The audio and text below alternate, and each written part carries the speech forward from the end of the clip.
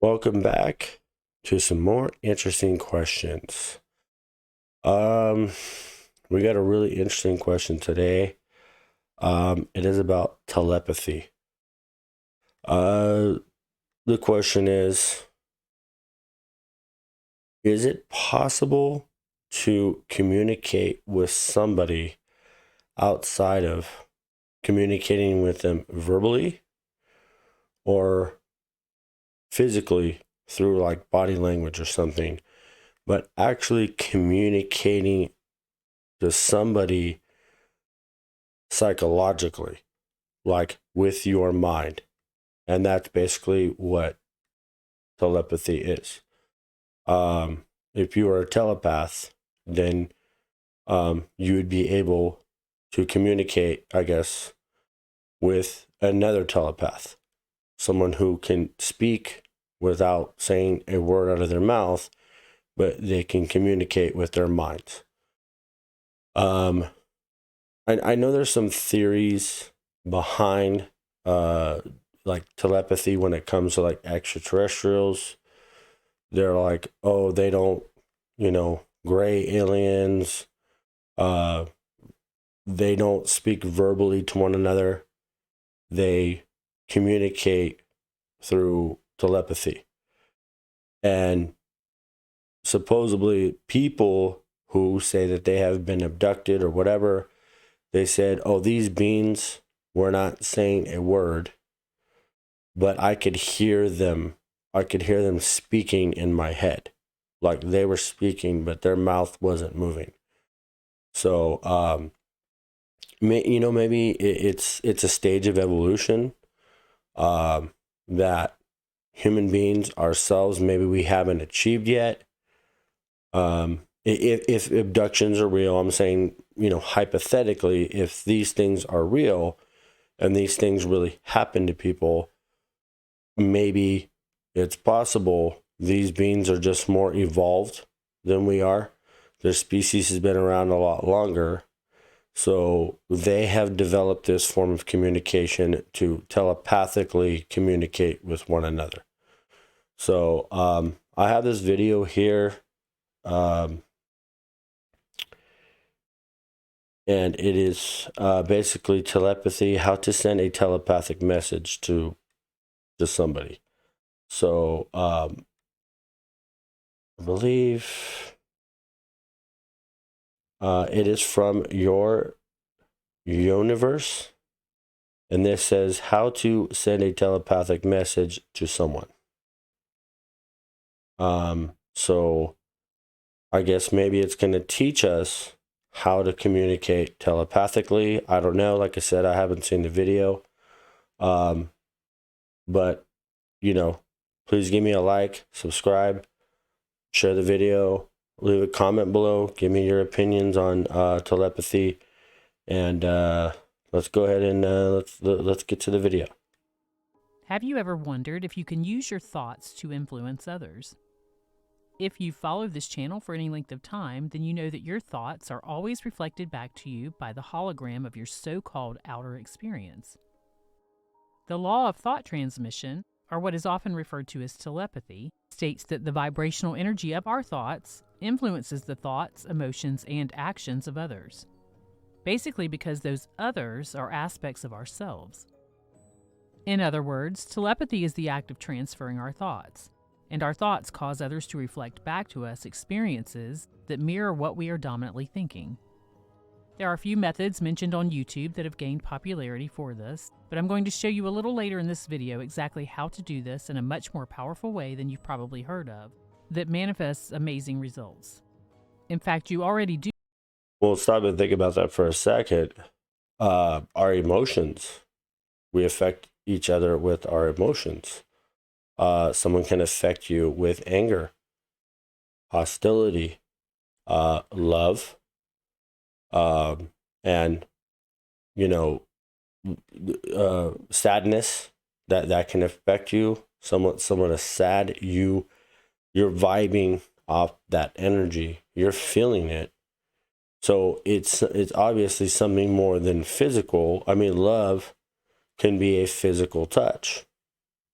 You know what I'm saying? That can be an expression of love, a hug or a kiss or something like that. Anger or violence. You know what I'm saying?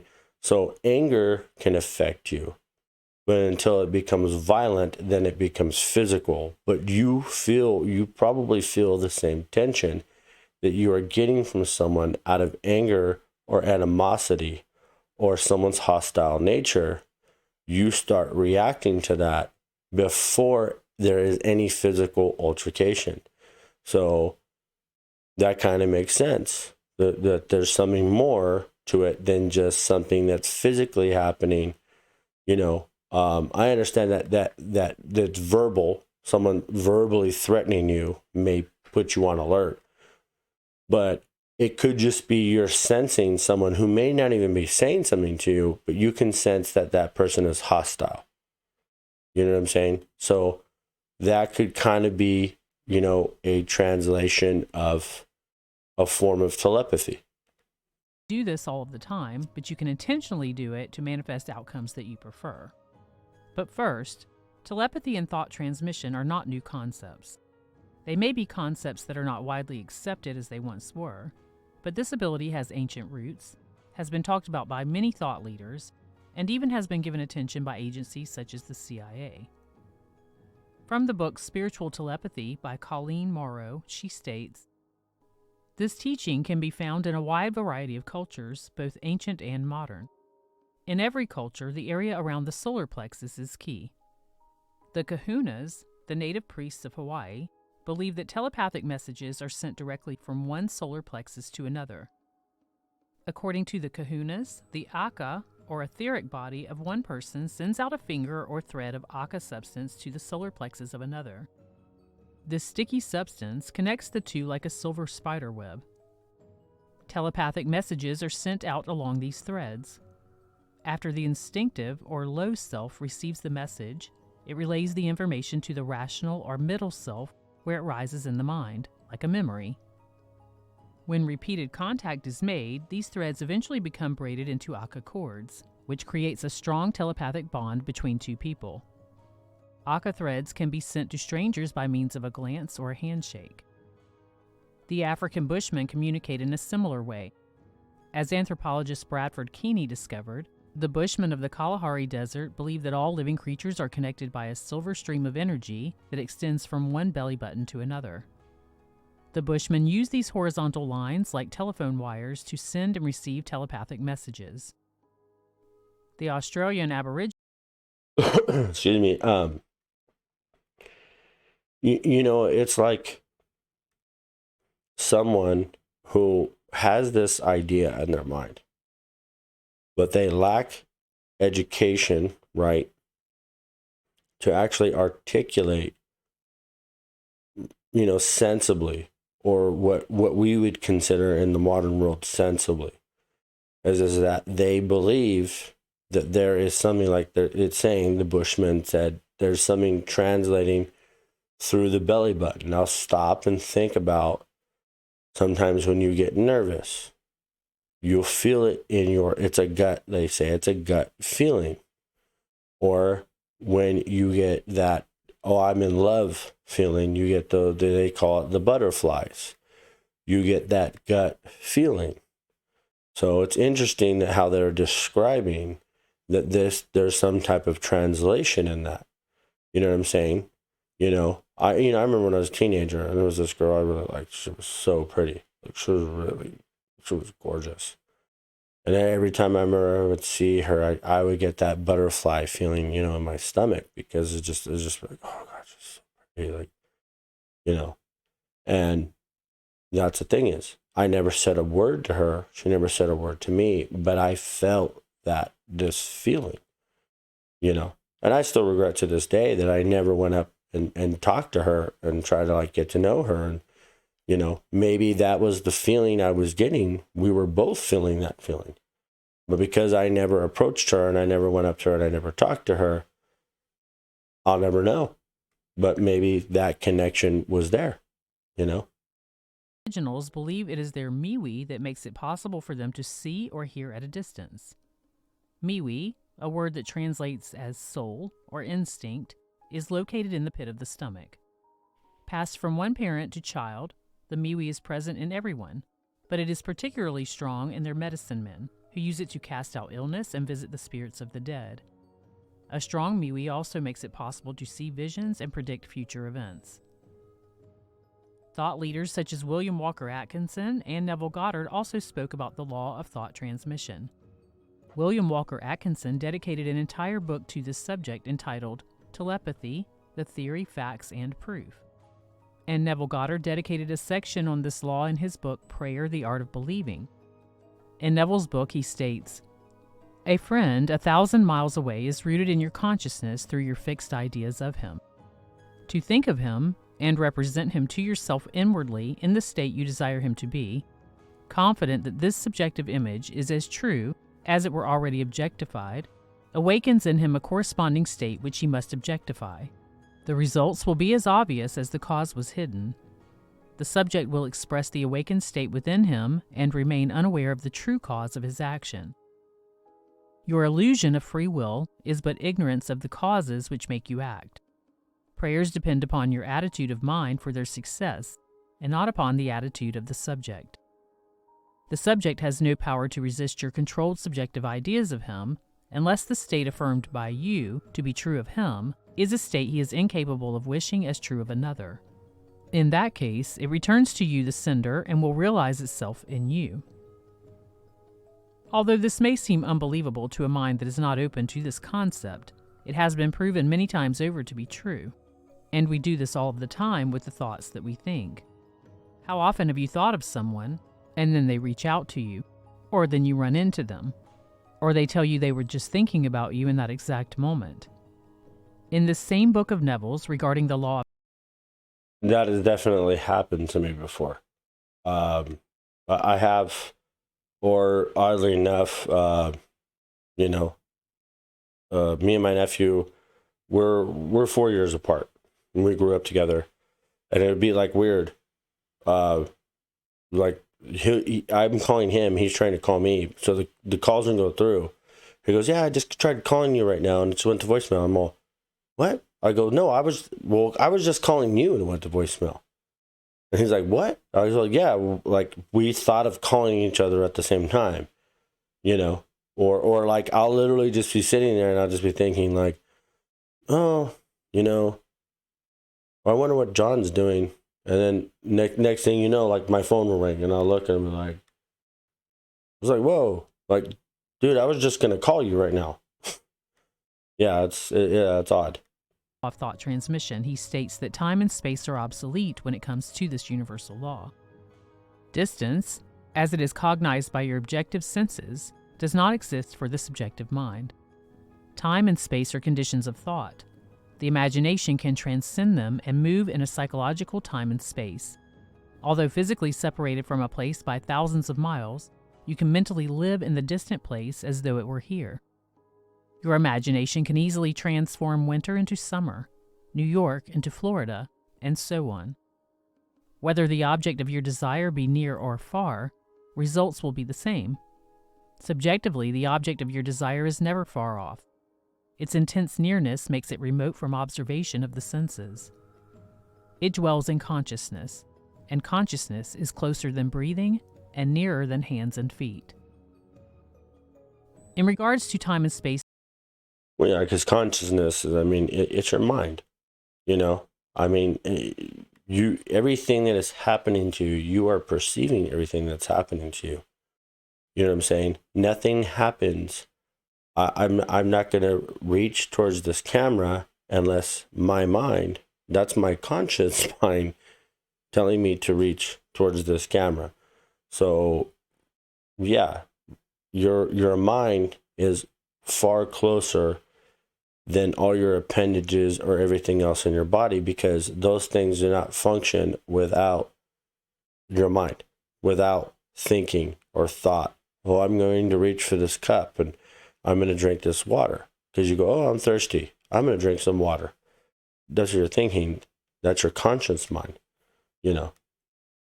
being irrelevant, there's another source that speaks to this quite directly and a bit more recently. In 1983, the CIA wrote an analysis about the gateway experience that claimed many things, including that an altered state of human consciousness could very likely transcend time and space. This investigation was originally undertaken to determine whether concepts of mind control and hypnosis could be used in espionage efforts. The paper states that by strengthening the amplitude and frequency of brainwave output between the left and right hemispheres so as to alter consciousness, one can move it outside the physical sphere so as to ultimately escape even the restrictions of time and space. The report, which I'll leave a link to in the description of this video, discusses the universe being a system of interacting energy fields with variations of energy that create different states. It connects human consciousness as being one of these vibrational patterns of energy and states that that energy can move beyond the physical reality and tune into the pure energy field to alter reality via connecting with the other energy available. It is our etheric, energetic body that has the ability to both send and receive telepathic messages, or what is referred to as thought transmission. We may not yet understand all of the abilities and/or limitations of telepathy, but it has been discovered that thought transmission does not require a physical connection between two people. There are many experiments and studies that can be found on this subject with a simple search, a large number of which show that thoughts can and have been transmitted across great distances, and even between people who have never physically met. So if you're here, you probably want to transmit a thought or two. Here I'm going to tell you how to do that, with two very powerful methods. Remember that it can take a little practice to target this properly when doing so in an intentional way. And if you have a friend that you can apply these concepts with to test and prove them to yourself, you may find that both helpful and fun. But it's not This is going to be interesting. Being able to transmit information. I mean, it's one thing that if you can voluntarily give information in your mind, right, to someone, and you could pick and choose what you want to give them, that's fine.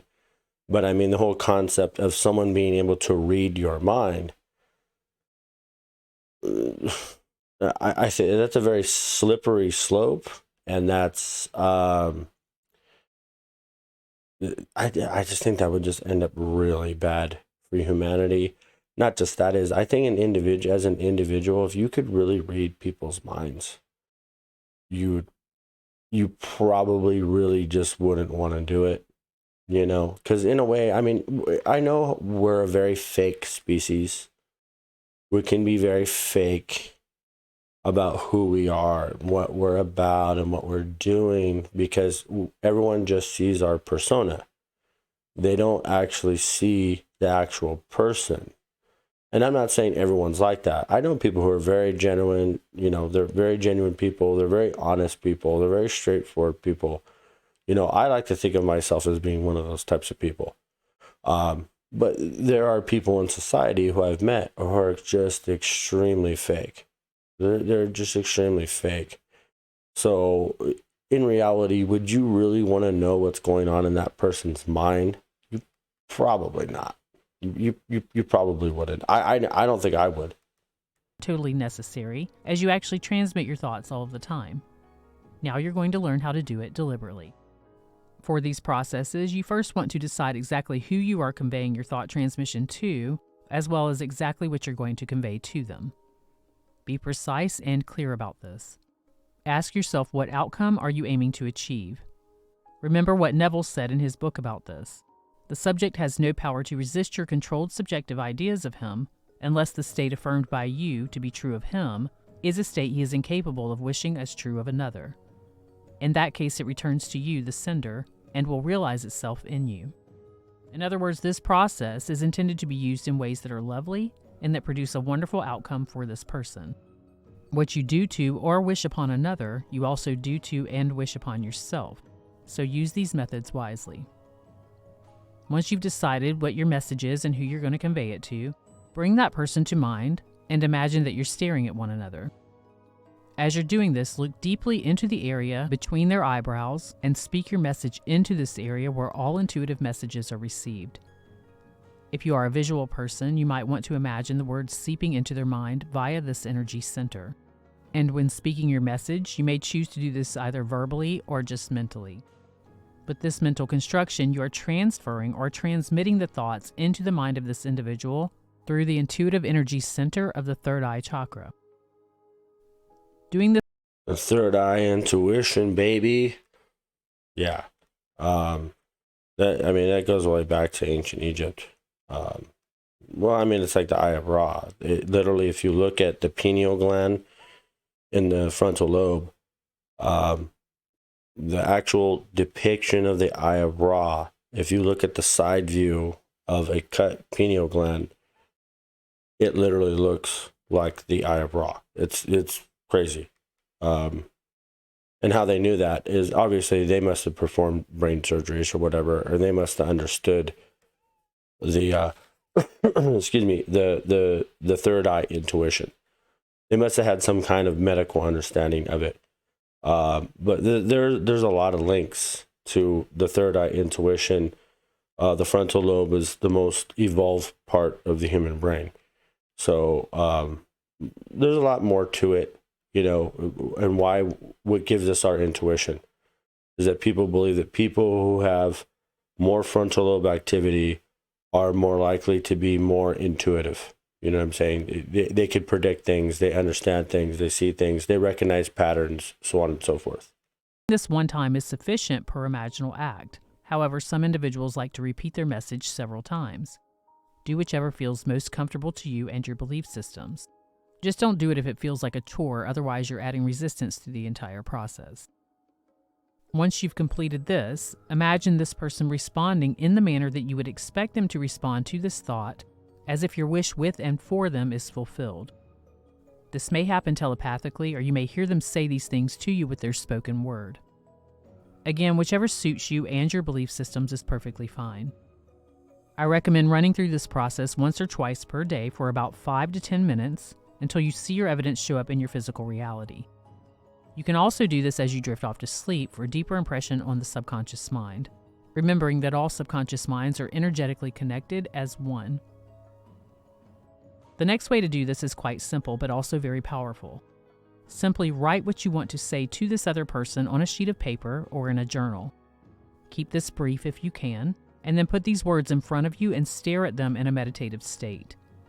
You may want to get into a light alpha state, and I'll leave a link in the description of this video with a process that I have that shows you exactly how to do this.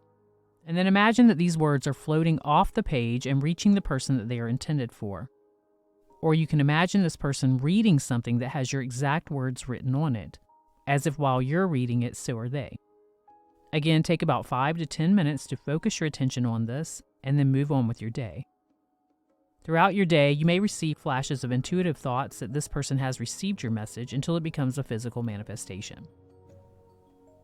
It's becoming much more commonly accepted that we can tune into our intuitive abilities to access and convey information in means that reach beyond our 5 physical senses. Our 5 physical senses are wonderful for the experience of the physical world. But we have other worlds that we can access with our other senses. Worlds that allow us to perceive our existence and experiences in expanded ways. And once trained, our mind becomes the lens through which we get to experience these other worlds. Telepathy and thought transmission are merely tools of our mind, and when used properly, they can assist us in manifesting life in more intentional and dynamic ways. And I can add to something on that. Meditation 100% works. It can help you get through a lot of things. It can help you improve things too. It can help you improve your health. It could help you, I remember, oddly enough, this is an odd story, but when I was younger, I played basketball. I loved playing basketball when I was a teenager, and I wanted to get better at shooting free throws. So I literally meditated, and I programmed my brain to basically say, every time I thought, what is the most common thing that I hear? I said, oh, running water. Every time you wash your hands, you hear running water. Every time you take a shower, you hear running water. And where I used to play basketball, there was a waterfall right there. Like, it was a man-made waterfall, but there was a waterfall right there.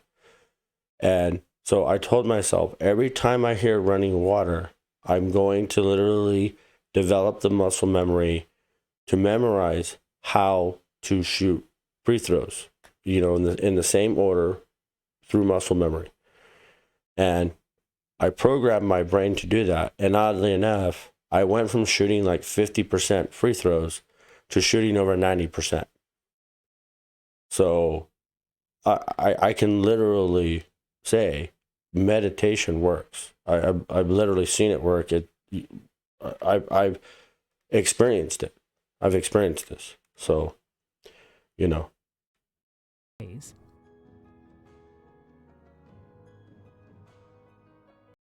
But that is the end of the video. Yeah, shout out to your universe. You know, check out their content. This is my first interaction with them, but this video was very interesting. It was very informative. You know, I enjoyed it.